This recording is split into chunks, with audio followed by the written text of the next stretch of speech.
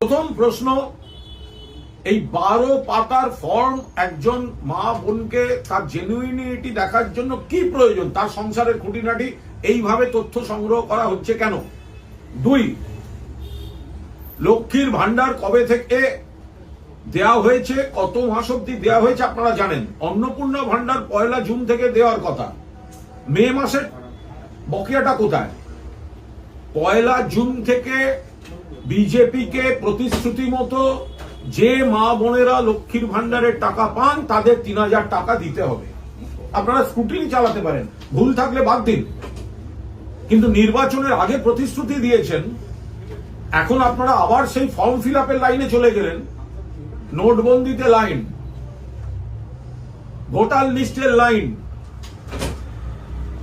Voter list যাচাইতে line, এখন আবার অন্নপূর্ণা ভান্ডারের জন্য লোকের কাছে গিয়ে ফর্ম ফিল আপ করানো, আবার লাইন।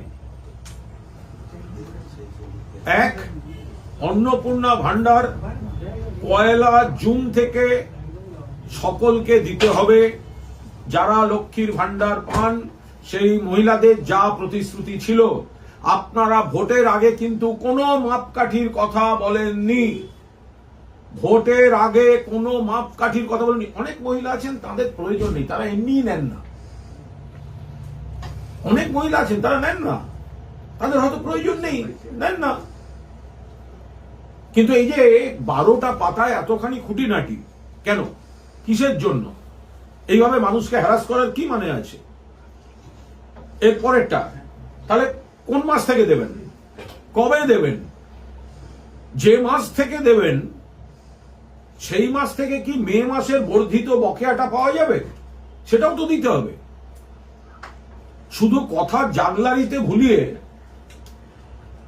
এত কোটি মানুষ পান, সেখানে কার ভুলে কার অন্যায়ে কোন পুরুষ পেয়েছেন বাদ দিন না মশাই, কে বারণ করেছে? এত বড় একটা সিস্টেম, কে কোথায় এসব করে রেখেছে অপকর্ম বা ভুল, যাই হোক। কিন্তু বিরাট সংখ্যক মানুষকে যে বাদ দেয়া, এই বাদ দেয়াটা কিন্তু আপনাদের প্রতিশ্রুতিতে ছিল না। আপনারা আগে বলেননি কেন মাপকাঠি?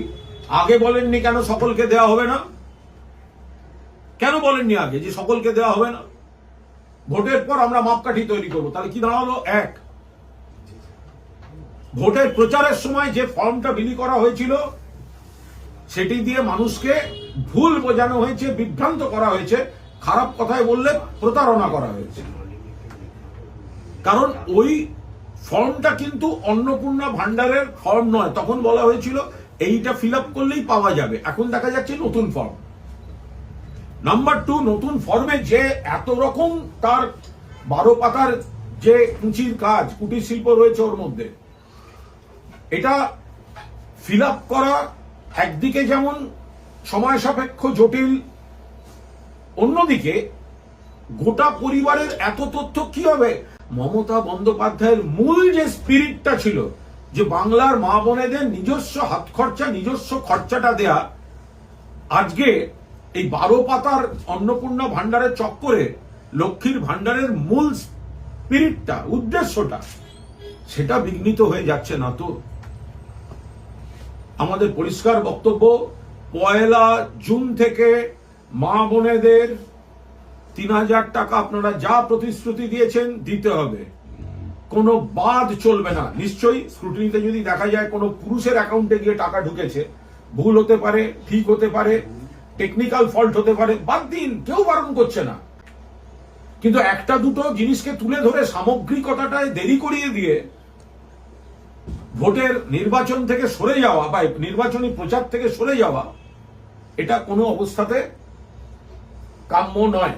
ফলে তৃণমূল কংগ্রেস স্পষ্টভাবে দাবি করছে, বাংলার মা বোনেদের অধিকারের জন্য, স্বাধীনতার জন্য, নিজের মনের মতো নিজের খরচাটুকু করার জন্য মমতা বন্দ্যোপাধ্যায় সাধ্যমতো বাড়াতে বাড়াতে যে লক্ষ্মীর ভান্ডারটি দিতেন, আপনারা সেটি সম্পর্কে কুৎসা করতে করতে মানুষকে অন্য প্রলোভন দেখিয়ে বিভ্রান্ত করে অন্নপূর্ণা ভান্ডারকে আপনারা সামনে এনেছেন।